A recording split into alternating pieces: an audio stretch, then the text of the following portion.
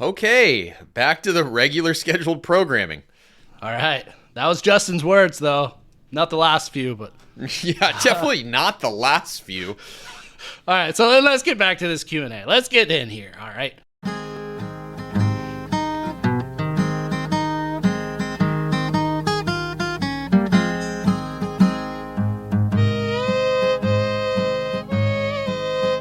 Welcome back to the hunt for Posey's treasure. This is episode number 9, date of recording, July 9th, 2025. When we last joined you after a little hiatus from the pod, we dove in deep, and I mean deep, into the Q&A, more specifically the A's, provided by Justin himself in Montana at the book signing, which took place at the end of June here in 2025. My mind was blown. Continue the ripples of, that bombshell that went off, or multiple bombshells, have been playing out in my mind this week, recalibrating, kind of shifting my understanding of this hunt and how I've approached it up to this point. But before we dive into the rest of the Q&A, which is the focus of today's episode, I'll turn to the cowboy. Cowboy, how's your week been? What's going on with your search and your latest solve? Wow, thank you for, once again, a lovely and passionate introduction. What a week! A little derailed by I'm an American, and there we celebrated the 4th of July on Friday, which you and I were actually together for, which was wonderful. We set aside our differences in this search and enjoyed a wonderful American beach on a wonderful American day. And I hope a lot of people got to go outside and enjoy, as Justin would want, the great outdoors. And so, yes, focused on that. Probably had a few too many American beverages. So, yes, a little foggy, a little groggy, getting back in the zone, excited about it. Yeah, I mean, there was a lot of information last week. So much information, I literally can't recall any of it. So we have so much more to dive into today. I have a feeling we're going to have another jam-packed episode. And as you say, I'm just excited to hear some more of these A's, Yeah, a lot of A's, a lot of holes, but to back it up, can you recall at the end of the episode, you kind of, some things were maybe piecing together, some currents were connecting. Any, I know you're not going to reveal it because I believe you think this is a pretty hot lead or potential solve, but any thoughts on that? Remember that? Is that ringing a bell? Yes, it rings a bell. It's, I've gone back into the topographical map searching, I guess you could say. And it is such a difficult task if you have a vague piece of a topographical map and you're trying to find that in the Western United States. It's an extremely difficult thing to do. I did download one of the two apps that we had talked about, where Nice. You can just pull up, it's like hiking and fishing, and one of them is fishing, one of them is more like hiking, I would say. And I got the hiking one, or maybe I got the fishing one. I can't even remember, but ended up trying to search and look and find it's a very, very needle in a haystack search, which could prove incredibly fruitful if I actually figure it out, just like many of the holes that like a rabbit have gone down. So yes, that's kind of where my mind has been. I spent quite a few hours this week, a lot actually, looking at that, not reporting back on anything that I found to be successful. So yes, I have. And then also, yes, we did leave it at kind of going back and looking at the Netflix special again and figuring out what Justin meant by a certain phrasing of certain things, whether he's on camera or off camera, and what's important and what's not. That's my next little chore, is to go back and rewatch the documentary. But yes, I'm deep in the topography situation. How about you? We were asked this by Dr. Clowns. I'm still kind of digesting all this information, kind of, as I said, recalibrating. One of the things we talked about, are these critical assumptions, things you kind of have to do. Some of these assumptions have been thrown, in chaos by some of these answers. So I'm digesting. But before we dive into the questions, I almost forgot. We got an update to one of our fantastic listeners. We've been talking about this cipher the technical clue that Justin had revealed in the Q&A that we covered last week, that one person on the internet apparently had solved this technical clue. And we had a listener reach out to illuminate what they believe has been. So I'm just going to go ahead and read it here. So read it. Road Less Traveled 3053 said the cipher, but I guess they mean the technical clue perhaps, but either way, has been revealed from the Calazar's YouTube channel, who shared that it relates to the clock times in the Netflix series, and they claim that these times relate to pages and letter counts in the book, which then apparently spell out the word rainbow. And they said Justin states it in so many interviews that he filled the container to the gills. We can assume that the vessel is a rainbow trout, is what this person claims. Road Less Traveled 3053. So the assumption, if we assume that that's true, and rainbow is the word that comes from this deciphering of this technical clue, and we have a rainbow is the word. I mean, it seems to me, unless I'm missing something or we're missing something, that there's quite a bit of a leap there to go from the word rainbow to rainbow trout. I understand that. That's wonderful. A rainbow trout. Yes, I get that. But rainbow is synonymous, I'm sure, with many other things that could have relevance to this search. So why? I guess my question is, why do we immediately go to that being the apparatus in which the treasure is in? Or am I missing something? No, I think those are fair points and things you've spotted. I agree. And I haven't listened to this Calazar's episode. I don't know any of this. Fair point is I've also heard that there's other people pushing back against this, claiming, they don't believe that is the compelling right answer to this. So it's a good question, because the other thing I thought when I heard rainbow was there's a photo in the book, one of which I guess only on the hard copy is in color. We'll touch on, though, why there's differences in the photo, some photos being black and white, some being color later on in this Q&A. But there's a photo that's in the book version colored, and there is a rainbow or a double rainbow in the photo. So, yeah, you could make, I think, just as valid of an argument that, he's telling you there's something maybe significant in that photo. I don't know. Maybe there's more to this that connects it all to rainbow trout, because I agree. It's kind of like, okay, that's a rock, but the place they ended up with was kind of a far leap from that rock. Yeah, and just a quick Google search, like rainbow trout are pretty prolific in the western United States. Like they're in Montana, Colorado, Idaho, Oregon, California, Wyoming, Arizona, essentially anywhere there's a Colorado River or a dam, they tend to be there. I mean, they're a huge variety of the trout species that are everywhere.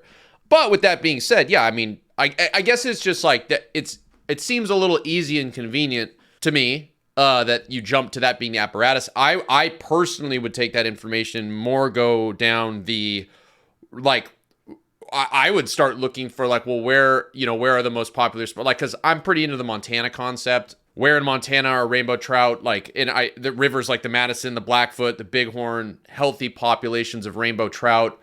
Do you start? I guess. Does that help this search? Does knowing this help us at all?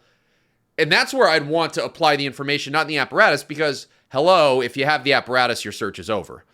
Well, I guess before I answer that, I want to flip it back to you and point out that if this is true, there were some 2 podcast hosts that kind of had said, hey, I'm pretty damn sure this container is a fish or related to a fish, so this would kind of vindicate us a bit. Yes, but I'm transparent and honest as they come.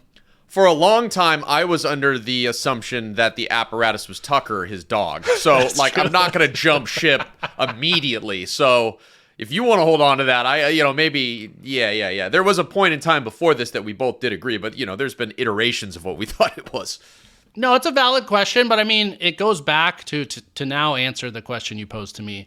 It goes back to kind of what Justin has said about this technical clue all along. He said it's not a crucial thing. It's not like going to unlock, the search. And this fits the bill. Like, okay, it's interesting. It might give you a little bit more of a wrinkle, or like, okay, when you do find it, if it's a fish, oh, it's a rainbow trout. It was that all along. I think it was just kind of a fun thing that he threw in there, but not necessarily crucial. But again, the book's still not closed on this. I'm open to other interpretations, or nobody still sent me like the actual post where this was shared. I'd love to go back and just like explore that. But again, maybe it was taken down since, I don't know. Wanted to bring that in there though, and we're always, as we say, every episode, like reach out to us. We're listening. We love these types of insights and tips. There's so much info out there. We can't keep track of it. So we appreciate y'all in the community bringing this forward. Yeah, and also just a quick Google search. There's a mountain in Montana called Rainbow Peak, which is in the Flathead County area of Montana, which is a heavily interesting area. So like, maybe it goes beyond just an apparatus. I don't know. That queue is going to remain unaided. But that said, we're going to now dive back into the Q&A session from Justin's book signing. When we last left off, we were talking about riveting stuff such as how you tie your line when you're fly fishing. The cowboy illuminated, how technical that is.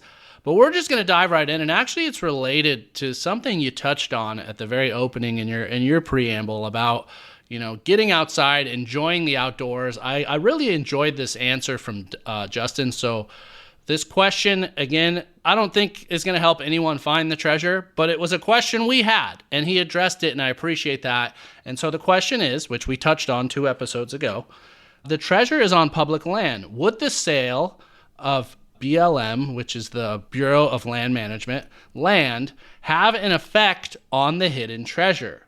And he says, so avoiding the political implications of this as much as I can, I think it's fair to say that there's a lot of public land right now that is at risk of being sold to private individuals and to companies. And this is a big reason why I hid the treasure, is I wanted people to be aware and I wanted people to appreciate the lands that we have. And so I felt if I could get people outdoors and to experience it, they would be better stewards and they would be champions of the lands that mean so much. So the question is, will this have an effect on the treasure? And I think the honest answer is, I don't know. I'll definitely keep people updated if there's a situation where the treasure is basically inaccessible at some point. I will do my very best to let you know if I'm still around, which I certainly hope. I don't want the treasure hunt to last that long. This is why I mentioned as of the date it is publicly accessible. I think he had said March 31st back then, because I don't know what tomorrow brings, and I really hope that our public lands remain public. And I hope everybody in this room appreciates it as much as I do. Before I turn it to you, Cowboy, though, as an update, fortunately, that aspect that I think it was like a bill that was tucked into the reconciliation package did not make it in.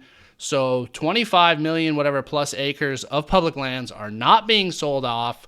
They're no longer at risk as of now of, the hunt land being sold off. But I loved his answer. I'm 100% with this sentiment. I think the greatest part of this country, and if you go to other places outside of America, you really start to understand it, is the natural beauty from coast to coast is incredible, and public parks and all of that should belong to the public, in my opinion, and remain that way. And I think it's a beautiful thing, when you go out into nature.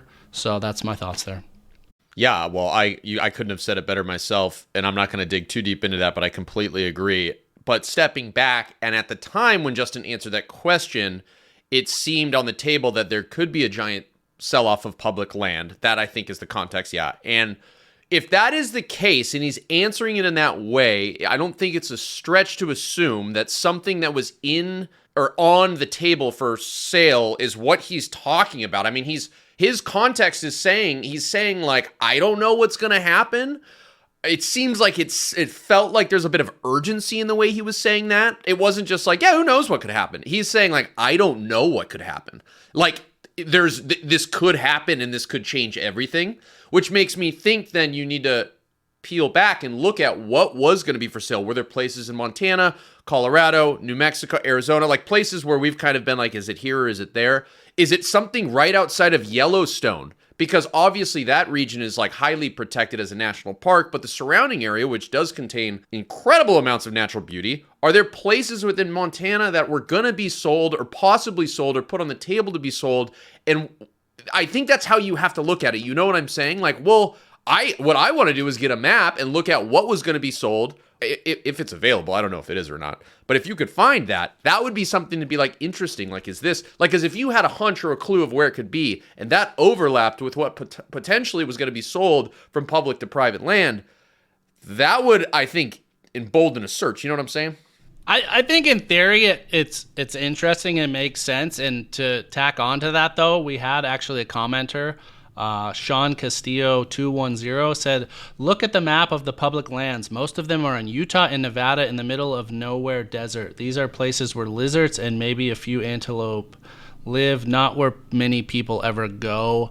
I don't have, again, the map of this, all of those territories. I don't know. I think Montana was actually even at one point exempted from this because they were trying to get the senator from Montana to support this because he was publicly against this. But again, we're getting in the weeds here. I think it's an interesting theory, but my take on it is like he didn't think if this goes through, it's imminently going to happen. But I just think he acknowledges like public land rights can change kind of at any time. And I got to imagine he didn't expect this to be like such an emergent thing, less than a year into his hunt.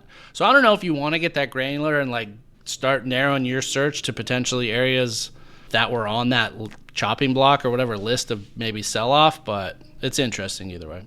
So a quick Google search again does say that with millions of acres of public land at risk of sale, Montana is excluded. So it was not Montana that was going to have any sold off. So that is interesting. And that does, it's something to put in your bag of thought. Yeah, put that in your bag of thought. And also put this one. This isn't even a clue, but I threw it in here because Tron's going to inject his own personal thoughts in here often. When don't you? They got onto a tangent about technology and about like Microsoft and Apple, and he says, you know what, for better or worse, Steve Jobs was a visionary, and I think he had a profound understanding of not only technology but timing, and timing in the market is just as important than the technology itself. There are many cases, blah, blah, blah, blah. He says, and I feel like, oh boy, this is probably going to get me in trouble, but I feel like Apple has lost a little bit of that since Steve has left, and it's been kind of a steady decline. And I don't want to get political, but I'm with them, man. What the hell happened to Apple, man? I've been an Apple guy since the beginning. It's degraded. Tim Cook, you're sucking ass. Okay, back to the regular scheduled programming. All right. That was Justin's words, though. Not the last few, but... Yeah, definitely not the last few. All right, so then let's get back to this Q&A. Let's get in here, all right? First up, second half of the Q&A, they says, which was an interesting question, but he says, does the poem mention the checkpoint? And he says, the poem does, in effect, mention the checkpoint because that is a stage of your journey. So it is fair to say that the checkpoint is part of the poem. Any thoughts on that one? Yeah, I've always assumed that. I'm assuming you've assumed that too, right? Yeah. Yeah, I think they mean, though, like, I understand the question is, like, are the double arcs on Granite Bold? That's when we see that. That's the checkpoint. I think that's what they were trying to ask. But he's kind of, I think, didn't really answer it. Is like, obviously, because this is a, clue-by-clue journey to a location and the checkpoints along the way. So it's part of it. But I think this one's still open of, like, is one of the specific things mentioned in the poem that's considered the checkpoint, or is it just going to be kind of multiple things that coalesce and line up? Still unknown is my contention. But you have to remember that he's stated unequivocally you'll know the checkpoint when you see it. Yeah. So does that mean that the poem leads you to something that isn't in the poem, but you'll know when you're there? Or is it actually because you know the poem, you'll know exactly what the heck is happening as soon as you see it? Like the double arcs on Granite Bold. Like, well, you know that. Again, it's a murky answer. It's vague. It's a yes and a no. It's tough. But I don't think it, again, fundamentally, his answer doesn't fundamentally change anything. I agree. So then we'll move on. Good question here. Interesting. I believe he had to take some time to really make sure he answered this correctly, but they asked, some of these questions were phrased poorly, so let me fix it. They said, he talks about you have to leave your car at some point to search. They said, is it a mile or less to the treasure container? And he said, this is a really strange question to me. It's not a chest. It is a container, though. I don't think the question works, he says, because by the time you're going to get the treasure, you're not searching, you're retrieving. So I don't even know where that leaves us, but I put it in there. What I take from that is that you can drive somewhere and find the checkpoint. You can be in your car and find the checkpoint. Because when he says you're retrieving it at that point, once you find the checkpoint, you know the treasure is within reach. So he's saying you're going to stop your car at the checkpoint, and then you're going to then walk and retrieve the treasure. That's how I interpret it. Well, this you know was specifically about the checkpoint wasn't mentioned in this. No, but I know it isn't. But that's how I perceive that. Is that like he's saying like I don't know how to answer that because you're going to have to get out of your car at some point. Does that make sense? Like I perceive it as like because at the moment he's saying you go to when you're out you're not it's not a search anymore. You're retrieving, which means you're already there. Which means that's how I see it. I see. That's interesting. Yeah, it was a weird question. I might have to go back and re-listen to it, but that's the way the exact wording I have from the transcription is, from where do you need your car to search? ? Is it a mile or less to the treasure container? And his answer verbatim is, this is a really strange question to me. It's not a chest. It is a container, though. I don't think this question works because by the time you're going to get the treasure, you're not searching, you're retrieving. So it's a fair point. I kind of see now what you're saying. But it does really illuminate and go back to the one thing we touched on last episode. He's like, when you found it, you can plan it all out and you're going to know where you got to go if you need extra help retrieving it, all that. So Wait. This also gives me a thought in which, and if any of this goes against any of the other stuff, let me know. But could it be a situation where you find the checkpoint and this is why the question fundamentally doesn't work for him. When you find the checkpoint, I wonder if the checkpoint then gives you like credible, legitimate, like conclusive, like location of where the container is. You know what I'm saying? It's like we've assumed that when you find the checkpoint, you're close and then you have to look. But the way he's phrasing this and why the question wouldn't work is that once you find the checkpoint, it tells you where to go to find it, which is why he's saying like, yeah, I guess when you're going to where the container is, it's less about you finding it. It's a retrieval because you already know where it is. Yeah. I mean, I think that's interesting. The idea of like, it's not so much a validation, but it also kind of unlocks that final step of your journey, whatever that checkpoint is. I don't know. It's a hairy question, but it more and more is like telling you, I feel like there's something out there that's very obvious that's going to really kind of put these pieces together. And whoever finds it is going to just, I guess, we'll have to figure out later how, you and I, because we're going to be the ones to do it. But like, what is it that coalesces with this checkpoint that just kind of lets you zero in on where you go from here? I don't know, but it clearly seems like that's the case. Yeah, it seems like, I don't know, with that information, you could, I don't know, I'm kind of assuming now when you find the checkpoint, it then gives you specific information on exactly where the container is.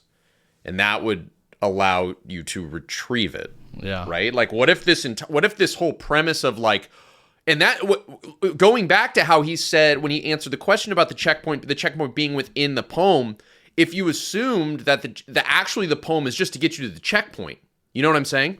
Like, what if the premise of all of this is that, and that's the trick to it, is that the poem leads you to the checkpoint, and the checkpoint then leads you to something to retrieve. And that's why he couldn't actually give a yes or a no, or it became a vague answer in regards to, like, is the checkpoint in the poem? Because in reality, the poem is for the checkpoint. The theory. Working theory. Yeah. And curious to hear y'all's thoughts listening out there. What's your take but we're going to move on in the meantime. And again, we're only like 2 or 3 questions in of this second half. So this next one I threw in here in case there's any kind of folks that are maybe find it helpful or if they think it could be relating. But they asked him, what is your most proficient programming language? He says, my most proficient language these days would be C++ or Java.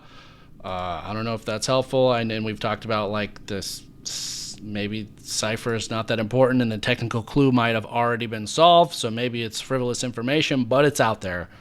So then next up, they asked him, is there a range of the elevation where the treasure is? And Forrest had established this at one point, which was like, it's between this, elevation and this to help narrow it down. Justin wasn't so generous, I guess we can say. He says, the American West has a very diverse range of elevations. It is certainly below 11,000 feet, and that was followed by laughter from the audience. Yeah. Okay. Yeah. This one I think helpful, interesting to provide. We've been talking about the scale of the hunt and the distance of the clues. And the last one they talked about, how far around the bend past the hole, or could you walk to both of those? He said, yes. Well, follow up, they said, how far is it from the first clue to the last one in miles? And he says, this is not actually possible to answer, and I'm not being coy. Based on how the clues are structured, I think it's the wrong question to ask. What? Yeah, wait. Okay, let's unpack that. He says, so let's start with the question. You can reread the question for me. How far is it from the first clue to the last one in miles? And then he says that you're asking the wrong question. And his answer is, this actually is not possible to answer, and I'm not being coy. Based on how the clues are structured, I think it's the wrong question to ask. Okay, what he's saying, if it's not possible to answer that, then you can logically assume that, like, there isn't a distance between the two, the beginning and the end, right? Because if he can't give you a distance, there is no distance. What in the heck does that mean? Yeah, the way it's structured, I mean, my first gut take is like, it means that some of the clues aren't even maybe physical locations, It's just kind of maybe symbolic things to like point you in the next direction, but then at the same time, or like, I mean, this just keeps me going back to the line of the poem, like, what you seek, you already know. That line, I feel like you've always talked about the foot of 3, 20 degree, like burns a hole in your brain. You're focused on that. Yeah. That line to me, I'm like, what does it mean? It's telling us something about like, we started off, or I don't know, dude, but it leads me to this question of kind of like, it's not a straight line. It's almost like maybe you go there and go back a little bit. You know what I mean? And that could muck up this thing. I don't know. It's such a... I think it's... Well, see, this is where it gets tricky because we've also kind of like built this premise around it being step by step, which I'm pretty sure he said. Yeah. But like, okay, like if he's saying, like, let's just like, I'm not going to read the first paragraph because I think he's explicitly said the kind of like the clues start in the second stanza. So, as hope surges clear and bright, walk near water's silent flight.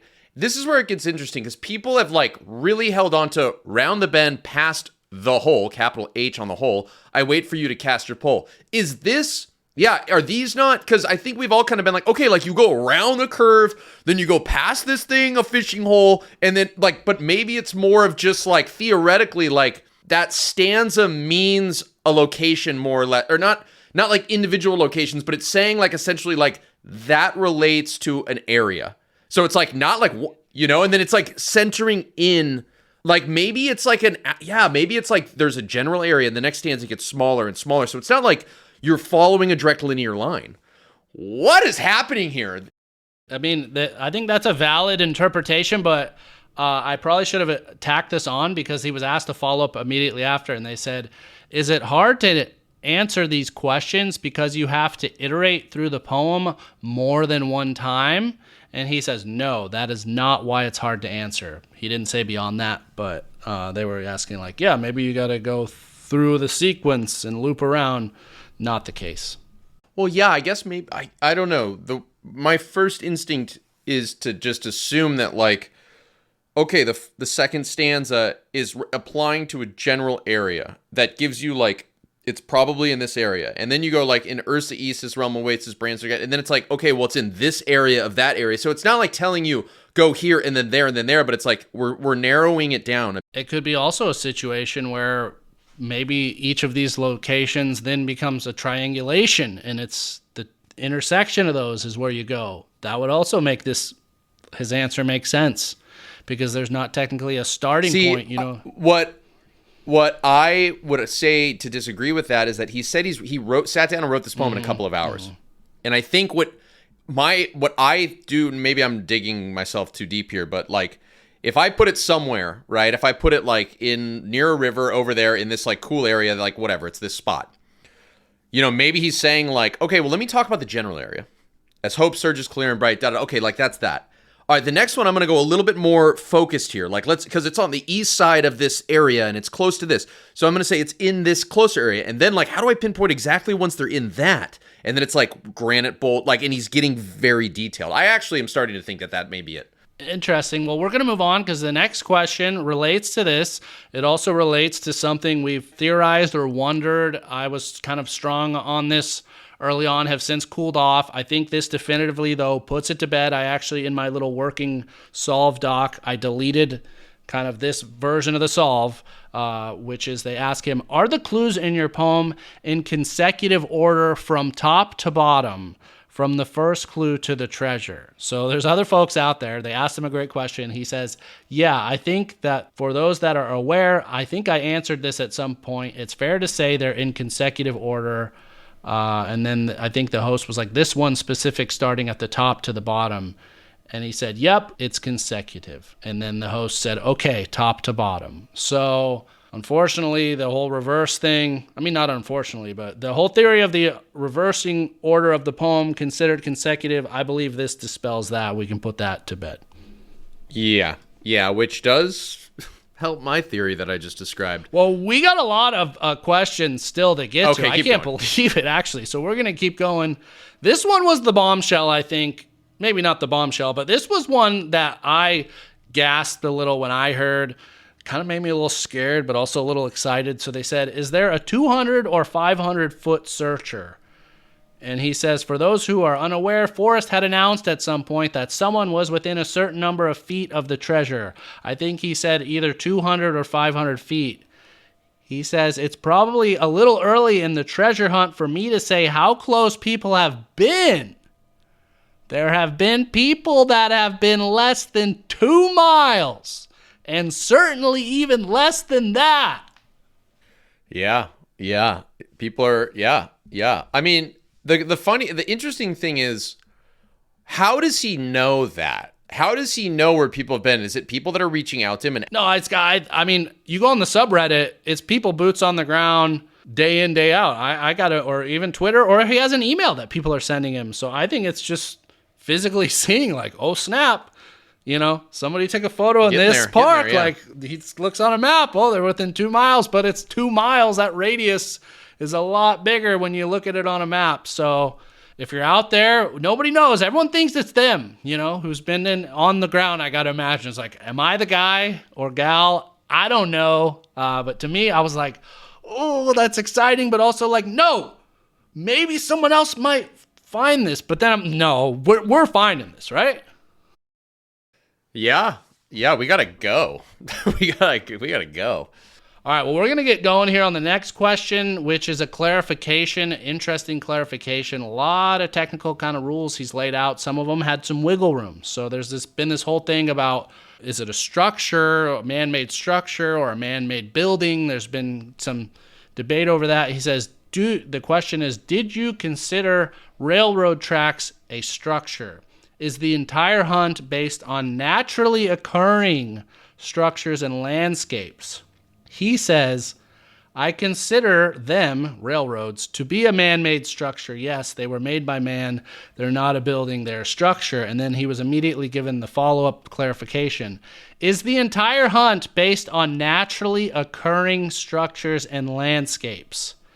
He says, I think I mentioned earlier that there are a couple of different ways to work through the poem. We talked about that last episode.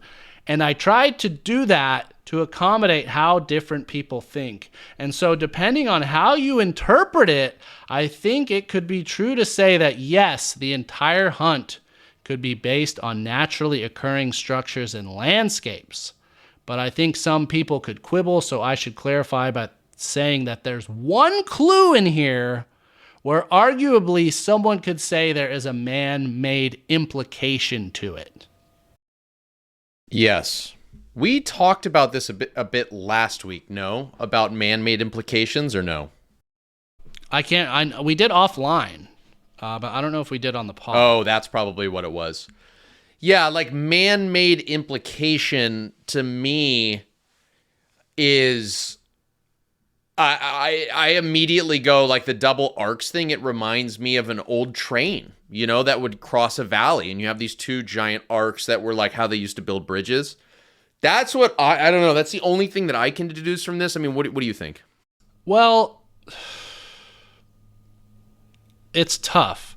I mean, the first off, to go back I think it was on FAQ or on announcements. One of the questions he was asked in the interviews was, can you rule out any structures? And Justin said, the treasure is not associated with any man-made structure. It is not hidden at a structure. You do not need to touch a structure. But then later on, in the rules section, it says where the hunt items are not hunt items. Previous question was about the treasure. This is about the hunt items. It says they're not associated with any man-made buildings. So that led to confusion. People were like, is it associated with man-made structures or isn't? Basically, the clarification he gave was the clues could be associated with a man-made structure, but not the treasure. And man-made buildings are just completely out. So that's kind of where we were at before this Q&A.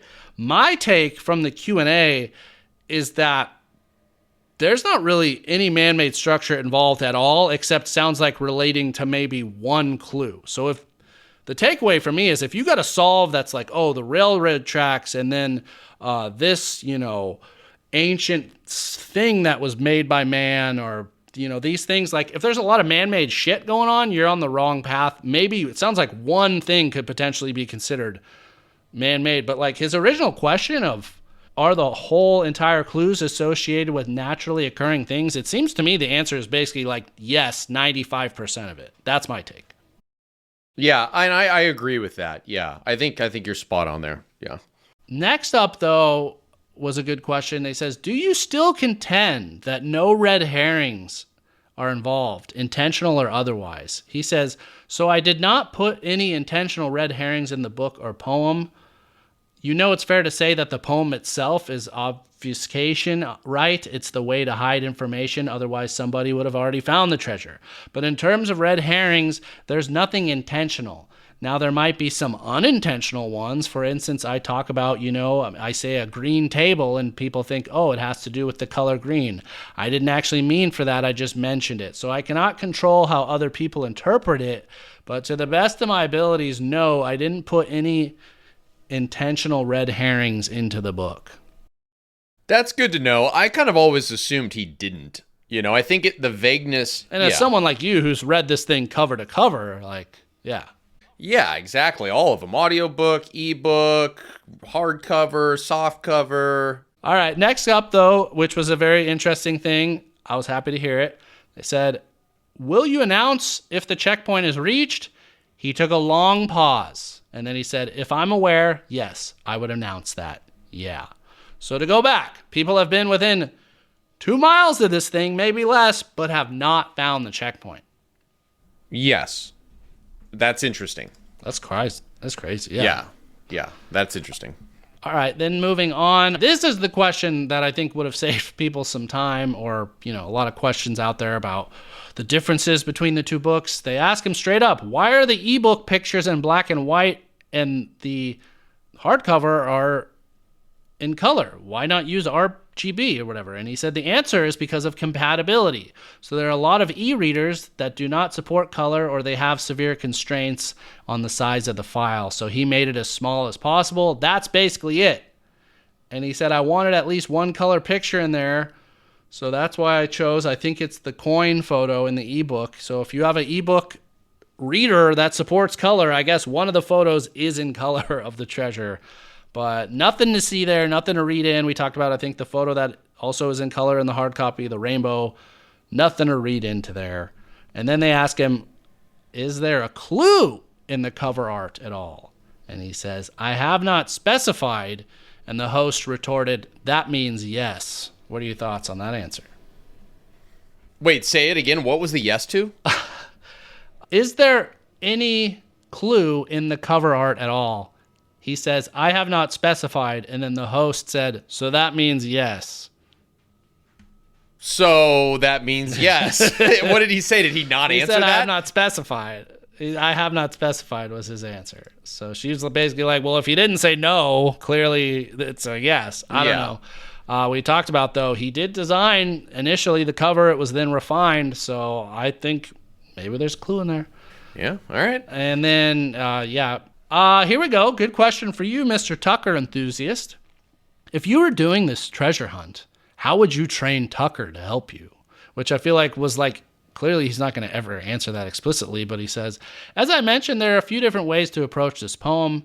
There's a super brute force way, but it would be very difficult. So I suppose if you had a dog that could sniff gold and you were in a very specific area, then that would be beneficial to you. But I would really think it would be challenging to do overall.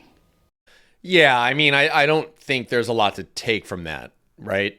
Well, that greyhound you adopted from the pound, you got to send him back now, dude. He's no use to you. Well, I love him. All right, next up. This is, I think we're starting to get into a little bit meatier answers and questions here. So he talks about, they ask, what measures did you take to ensure that a random hiker or fisherman doesn't just happen upon it? He says, I did not put it in very close proximity to any man-made trail. I didn't want someone trying to relieve themselves on the side of the trail to pee on it or something. So it is a little ways off. That's the only thing I'll say about that. So to me, like, these are the explicit, concrete answers. He said originally in the old Q&A, you don't have to go more than a mile to know where it's at. And you're not just going to stumble upon it. So it's not that close to a trail. Where are you at with this one? Yeah, I mean, what's the difference between what he answered back then and just now? It sounds like he's saying the same exact thing. Well, he didn't explicitly say it was away from a trail, I think. The fact that he's saying like a little ways off, we thought, oh, maybe there's like a stream next to a trail and it's on the other side of that. To me, I feel like this is like, it's not close proximity to any man-made trail. That, to me, is a clue. That's illuminating, but maybe not. Yeah. I guess I kind of assumed that when he had said, he had said earlier, well, or maybe we deduced that, but we were like, oh yeah, you don't want someone going and like, going to the bathroom on it or something. So of course it's not going to be right on the, right on the trail, but I was thinking it could be like some sort of small barrier very close to a trail. But my thinking now is like, not the case, but who knows? Next question, which was interesting, they said, can you drive a semi to the location? And he says, I guess that means to the location of the treasure itself. No, you do have to, I'm sorry to say, hike a little bit, but not too far, were his words. What a weird question. Who asked that? I guess it was a trucker. It had to be a guy that drives a semi in the audience. And then, well, they kept on it. They said, what about to the parking spot where you need to get out? Can you drive and then they said, can you drive a semi to there? He says, well, that's a loaded question. That implies that there's a parking space. So that's all I'll say about that. Interesting. So that wrinkles up his answer about, you don't have to go more than a mile from your car to know where it is, but where you're parking your car. Will you continue giving clues and breadcrumbs during the hunt? He says, yeah, I think if it drags on, I will help out. Is it buried, they ask. Is the treasure buried? I haven't specified it is. But as I mentioned before, if you know where to look, it wouldn't matter. What does that mean? Boom. I think it means once you know, you know. Okay. You know? No, I mean, I think that plays in line with my theory about you get to the checkpoint and it's going to tell you where it is. Yeah. But I mean, someone's been within 2 miles but hasn't found that. It's just this. Every time I come out of this, I feel like I'm more lost. But let's move on. This next one I think is a good one. Is the bride alive? He says, I will go so far as to say it's not a person that's alive right now. Oh, he's saying it is a person. It's about something. They're not alive right now. Like, so it's not theoretical. He's talking about some kind of person or bride that has passed away or died. Or, I mean, I guess alive right now, like, it's really interesting. Yeah. And then this question, are the clues to the treasure all in one state? Which I thought was a great one. It's beyond the map's edge. Maybe that means it bleeds over to, the map edge of a state. I don't know. He says, I haven't specified. I might consider being clearer on that in the future. That's interesting. But then he goes on to say, I hope you're having fun with it. We'll see how things go. And like I said, if this thing hasn't been found here in, a couple months or something, I'll try and throw some more bones out there if necessary. He wants this to be found sooner than later, it seems like. He's not trying to do the Forrest Fenn 10-year search, it sounds like. Yeah, I agree. Interesting. And then that was actually the last question. And the final question was, can you read the poem? And then Justin reads the poem. We already played him doing that on a previous podcast episode. Reads it in basically the same manner. But that's the full Q&A. And a lot of takeaways from that guy. Where are you at as this washes over you? I honestly am starting to think that, again, and as I said this earlier, a part of me thinks that the poem, the second stanza, leads you to a general area, and it's so clearly a fishing area. Like I feel like you just, I'm less concerned about the details of like this, that, like, it's not like specific things. It's saying that there's a fishing area. Boom. That's the general. So we're here, wherever that is, I don't know. The third stanza is a little bit more tighter. It's getting more specific in an area. And then that fourth stanza is the exact location. And I'm starting to think that to find that first general area in the second stanza, as hope surges clear and bright, and it's talking about a river, it's talking about a fishing hole, it's talking about some place where you can fish, I'm starting to think that concept must be from the book of something that is sentimental value that leads you there. You have to connect the two. You know what I'm saying? Like, as he says, you could find it with just the poem. You could find it with just the book.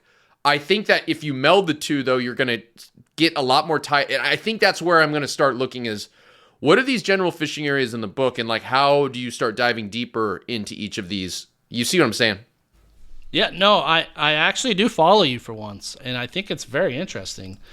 And basically, if I'm understanding this correctly, this is kind of what you're saying is like, originally, the way we were visualizing the poem and the clues and the sequence is kind of like a board game, like Candyland, where it's like a starting square that then leads you to the next that winds. Whereas you're now thinking about, honestly, kind of almost looking like this as if you were looking through a microscope, where it's like the first stanza is the first level, and then as you move forward, you kind of flip to that next lens, which then zooms in a little closer, a little closer, a little closer. Is that right? That's exactly what I'm saying. Yes. I think it's valid, and it lines up with a lot of this stuff, but I don't know where we go from there. But I do think where I go from here, because this is going to be it, wrapping up. We've concluded the Q&A. We're concluding this episode. We're just diving right into I don't know what the second part of a preamble is, a post-amble. But I got to go into the Netflix doc, got to go into the episode 2, episode 3, find every single scene that he had control over, but he's not in frame, and just start maybe figuring that out. I think that's my next move, but I kind of feel like you're getting maybe somewhere, big boy. You might have your first real solve here. Yeah, I mean, maybe I also should go back and watch it. And because last episode we talked about how he stated there are clues in the Netflix thing that he can't believe people haven't found yet. He said what? It was 2 that were super obvious that no one's found, but like 5, I think we had said total. Yeah. So I want to find those 2. Yeah. I mean, I think the one we literally, so listeners, when I first reached out to the cowboy, even about the hunt, before any, semblance of an idea of a podcast was born, I said, I think this is a huge clue. I sent him still shots, and those still shots line up with what Justin said. It is a scene that he had control over, but he's not in. So we're kind of maybe going full circle, but we still haven't found a definitive solution to that. But we might be like the guys that have found the obvious clue that no one's talking about. It might be these dudes. But stay tuned. Yeah. Let's not be those people that think we know it when we don't. Yeah.